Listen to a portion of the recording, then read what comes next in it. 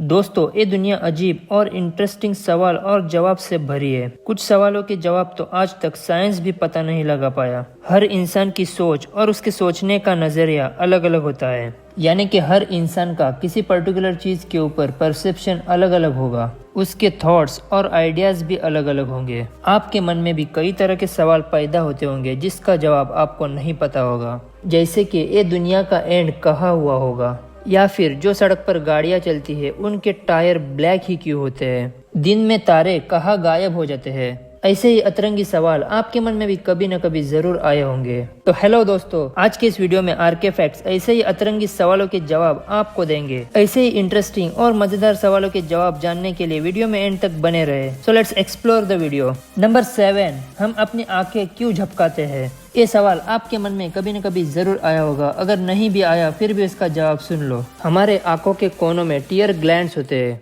जो कि हमारे आंखों से आंसू निकालते हैं। इन आंसुओं को सही तरीके से अरेंज करने के लिए हम पलकें झपकाते हैं। हमारी पलकें हमारे आंखों के लिए वाइपर का काम करती है। जब हमारी आंखों में बारीक बारीक धूल के पार्टिकल्स चले जाते हैं तो हम पलक झपका के उस धूल के पार्टिकल्स को साफ करते हैं। ये सब नेचुरली हो जाता है। आप इस बात को नोटिस करते हैं या नहीं मुझे नहीं पता। अगर आपको मेरी बात झूठ लगे तो आप एक बार इसे नोटिस करके देख सकते हैं। नंबर 6, पेड़ के पत्ते हमेशा ग्रीन कलर के ही क्यों होते हैं? इंसान अपनी भूख मिटाने के लिए खाना खाते हैं, लेकिन जो पेड़ होते हैं वो अपनी भूख को मिटाने के लिए सूरज की रोशनी का इस्तेमाल करते हैं, जिसमें पेड़ के पत्ते एक इम्पोर्टेंट रोल प्ले करते हैं। पेड़ की पत्तियों में एक हरा पिगमेंट होता है जिसे क्लोरोफिल कहते हैं। इस पिगमेंट के कारण ही पेड़ के पत्ते हरे होते हैं। क्लोरोफिल सूरज की रोशनी को स्टोर करने में पत्तियों की मदद करता है, और जो पेड़ के पत्ते होते हैं उनके द्वारा स्टोर की हुई ऊर्जा यानी कि सूरज की रोशनी को पौधे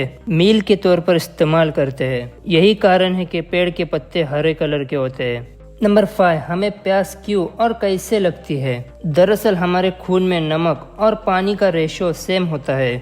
जब किसी कारण हमारे शरीर में पानी की लेवल कम हो जाती है तो हमारे ब्रेन में मौजूद थर्स्ट सेंटर गले को मैसेज भेजता है, जिससे गले में सिकुड़न पैदा होती है। इस सिकुड़न से गला सूखने लगता है और हमें प्यास महसूस होने लगती है। और जब कभी हम ज्यादा नमक वाला खाना खा लेते हैं तो हमारे शरीर में नमक की लेवल बढ़ जाती है, तो हमें नमक और पानी की लेवल को बैलेंस रखने के लिए प्यास लगती है। दोस्तों, उम्मीद है आपको समझ आया होगा कि आखिर हमें प्यास क्यों लगती है। अगर आपको इस क्वेश्चन में कोई डाउट है तो आप मुझे कमेंट करके पूछ सकते हैं।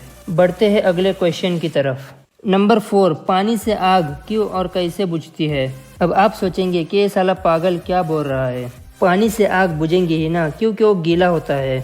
तो मेरा आपसे एक सवाल है, पेट्रोल, केरोसिन ये भी तो गीला होता है, इनसे आग क्यों लगती है? पानी से आग कैसे बुझती है? इसका साइंटिफिक रीजन देखेंगे। जब किसी चीज का टेम्परेचर अपने जलने के टेम्परेचर से ज्यादा होता है तो वो चीज जलने लगती है।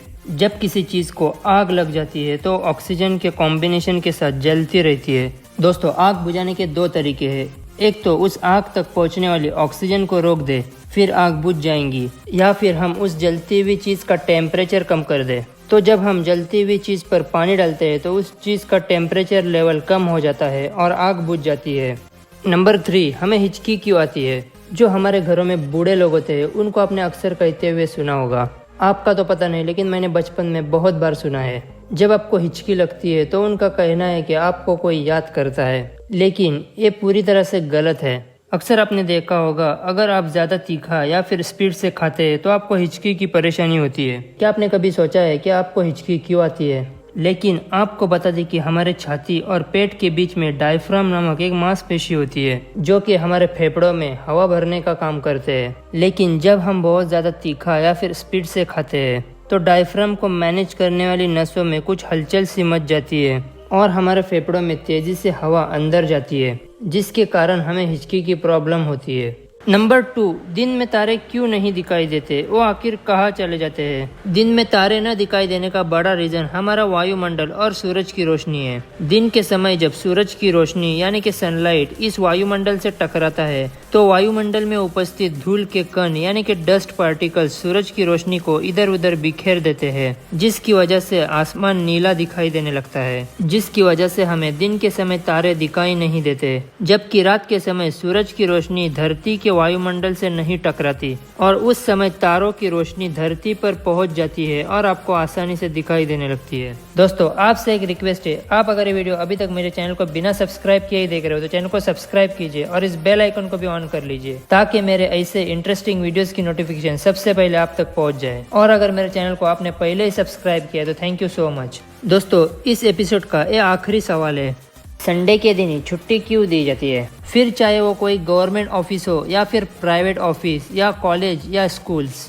मतलब संडे को ही छुट्टी क्यों, दूसरे किसी दिन छुट्टी क्यों नहीं? ये सवाल आपके मन में कभी न कभी जरूर आया होगा और ये सिर्फ इंडिया में ही नहीं बल्कि बहुत सारे कंट्रीज में इसे फॉलो करते हैं। चलो जानते हैं इसका वैलिड रीजन क्या है। दरअसल ऑफिशियली 10 जून 1890 को संडे को छुट्टी के रूप में स्वीकार किया गया था। ब्रिटिश हुकूमत के टाइम मजदूरों को हफ्ते के 7 दिन काम करना पड़ता था, तो उस समय जो मजदूरों के लीडर थे जिनका नाम नारायण मेघाजी लोखंडे था, उन्होंने मजदूरों के लिए हफ्ते में 1 दिन छुट्टी की मांग की तो अंग्रेजों ने उस प्रस्ताव को मानने से इनकार कर दिया और 7 साल की लड़ाई के बाद अंग्रेजी हुकूमत मजदूरों को हफ्ते में 1 दिन छुट्टी देने के लिए राजी हो गए और साथ ही हर दोपहर को लंच के लिए आधे घंटे की छुट्टी की भी परमिशन मिल गई। अब आप लोग बोलेंगे कि हफ्ते में 7 दिन होते हैं तो संडे को ही छुट्टी क्यों? क्योंकि हफ्ते का आखिरी दिन संडे होता है और उसी के साथ क्रिश्चियन लोगों को संडे के दिन ही चर्च में जाकर प्रार्थना करनी होती है। यही कारण है कि संडे को छुट्टी का दिन मनाया जाता है। उम्मीद है आप सब लोगों के डाउट्स क्लियर हुए होंगे। आज की वीडियो में बस इतना ही। अगर आप इस एपिसोड का सेकंड पार्ट चाहते हैं तो फटाफट कमेंट कर दो और लाइक भी कर दो। इस वीडियो के लिए हम 200 लाइक्स का एम रखते हैं। मुझे उम्मीद है आप जरूर पूरा करेंगे। आप लोगों को इस वीडियो के रिलेटेड कोई भी डाउट है तो आप मुझे कमेंट में पूछ सकते हैं और साथ ही कमेंट करके बताना कि आपको वीडियो कैसी लगी। आप लोग मुझे मेरे सोशल मीडिया प्लेटफॉर्म पर भी फॉलो कर सकते हैं, आपको लिंक डिस्क्रिप्शन में मिल जाएंगी। Thank you for watching this amazing video. मिलते हैं अगली वीडियो में, तब तक अपना ख्याल रखिए।